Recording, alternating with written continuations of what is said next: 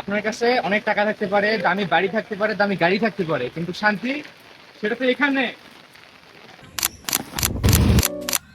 বৃষ্টিতে ভেজার ইচ্ছা অনেকদিন আগে থেকে ছিল, হাতে সময়ের সুযোগ না থাকার কারণে এতদিন তা হয়ে ওঠেনি। তাই আজকে সুযোগ পেয়ে বৃষ্টিতে ভেজার সুযোগটা হাতছাড়া করিনি।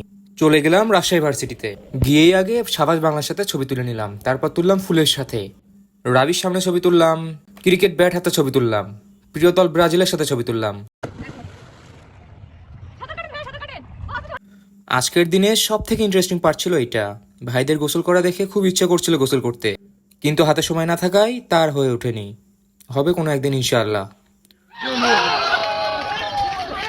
এমন একজন খুঁজে পাওয়া যাবে না যে ছোটবেলায় এভাবে খেলেনি। বিশেষ করে বৃষ্টি হলে ফুটবল খেলা সে যেন জীবনের আরেক প্রশান্তি। দুনিয়ার মধ্যে সব থেকে সুখের যদি কোনো কাজ থাকে, সবচেয়ে আনন্দের জন্য কোনো মুহূর্ত থাকে, সেটা হলো এই বৃষ্টির মধ্যে ফুটবল খেলা।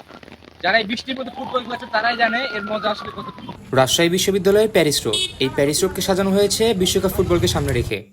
তবে দুঃখের বিষয় হলো আমরা বৃষ্টিতে ভিজতে নামার কিছুক্ষণের মধ্যে বৃষ্টি চলে গিয়েছিল, আর আকাশে একটু একটু করে রোদ দেখা যাচ্ছিল, তাই আর বেশি সময় ভিজা হয়নি। এদিকে অনেকেই ফুটবল খেলছিল, আর আমি পাশে একটু ক্রিকেট প্র্যাকটিস করে নিলাম। তারপর আর কিছু ছবি তুলে বাড়ির দিকে রওনা দিয়ে দিলাম। বৃষ্টি ততক্ষণে থেমে গিয়েছে। এইটা ছিল আরেকটা স্যাটিসফাইং জিনিস, দুইটি কাঠবিড়ালি গাছের উপর খেলা করছে। এইটা হলো আমার ম্যাচের দিকে যাওয়ার রাস্তা। এই রাস্তা দিয়ে আমি বাড়ি ফিরবো। রাস্তাটা অনেক সুন্দর, তাই না? তারপর একদম বাড়ি চলে আসার আগে কয়েকটা ছোট ছোট ভিডিও করে নিলাম। এই যে এটি, তার মধ্যে একটি কাকের ছবি, এরপর নিয়েছিলাম একটি মুরগির ছবি, এবং আরেকটি কুকুরের ছবি নিয়েছিলাম, সেটা আর দেওয়া হয়নি।